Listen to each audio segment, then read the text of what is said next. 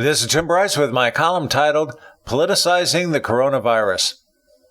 Panics are a fascinating subject, particularly from a management perspective. They are usually caused by some catastrophe, be it man-made or an act of God.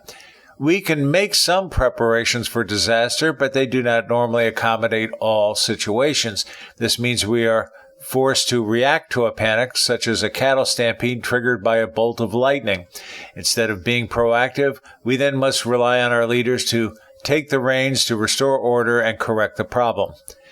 Historically, Americans have reacted to many calamities, be it Pearl Harbor, Hurricane Katrina, or 9/11, to mention but a few. There were indications such disasters would occur, and some preparations were made, but nothing to the scale prohibiting the pain, suffering, and damage that occurred. Now we're faced with a panic as created by the coronavirus, a pandemic virus plaguing the world, and it appears nobody was quite prepared for it. In the United States, the Trump administration took the lead and tried to calm the public's nerves while seeking medical treatments and keeping the country running as best as possible. Following Pearl Harbor, Katrina, and 9/11, the country unified to combat the peril, but this is hardly the case today. Even though polls suggest the country approves the efforts exerted by President Trump and his team, there are forces at work to undermine him. Through his daily coronavirus briefings, the president has commanded the headlines and airtime. So much so, the country has somewhat forgotten the national election, and former Vice President Joe Biden cannot seem to be found anywhere. In other words, President Trump has enjoyed a tremendous amount of favorable publicity, while the Democrats have essentially dropped off the face of the earth. Obviously, this does not sit well with their leaders, as the elections are just 7 months away.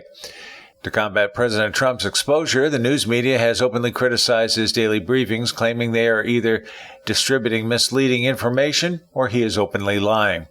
Then again, they have been saying this ever since his inauguration. In sharp contrast, Democrat governors who hold similar briefings in their own states are openly applauded. This includes New York, Michigan, Illinois, Washington, and California. So far, I have yet to see the press take the Democrats to task. Obviously, this is not a coincidence, as the media is splitting the coronavirus panic along ideological lines. Even though the president couldn't be taken down by the Mueller investigation or by impeachment, the coronavirus makes a convenient last-ditch effort to take him out of the picture. Speaker of the House Nancy Pelosi is now in the process of creating a new oversight committee for the government's reaction to the coronavirus. This will be used to publicly criticize the president once again and possibly find some excuse to impeach him. I highly doubt this Democrat-led committee will heap accolades on the president. Think about it. Whereas people normally come together in times of crisis, the coronavirus is being used to impeach a president. It doesn't get any more political than this.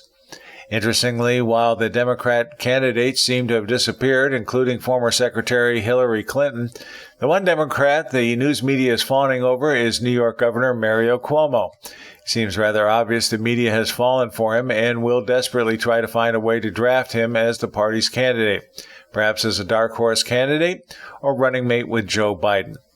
The only problem with this is the people are more concerned about surviving the virus than impeaching or defeating the president. Again, the president is scoring well for his handling of the panic. In other words, the media's attacks on the president are not swaying the minds of independents or Republicans. It is simply not working, and the president's popularity continues to grow.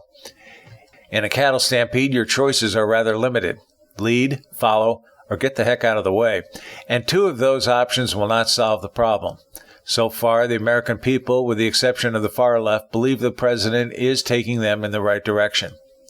I never suspected someone would take a calamity like the coronavirus and spin it for political gain. Imagine where we would be if we took the same approach to Pearl Harbor, Hurricane Katrina, and 9/11. Unfortunately, our country is hopelessly divided along ideological lines. One last note. I recently came across a funny graphic on social media. It says, quote, "I have a cure for the coronavirus. Just mention canceling the 2020 presidential election until 2024. See how fast it disappears," end quote. There is a lot of truth in this. Friends, keep the faith. This is Tim Bryce in Palm Harbor, Florida. Follow me on the internet at timbryce.com.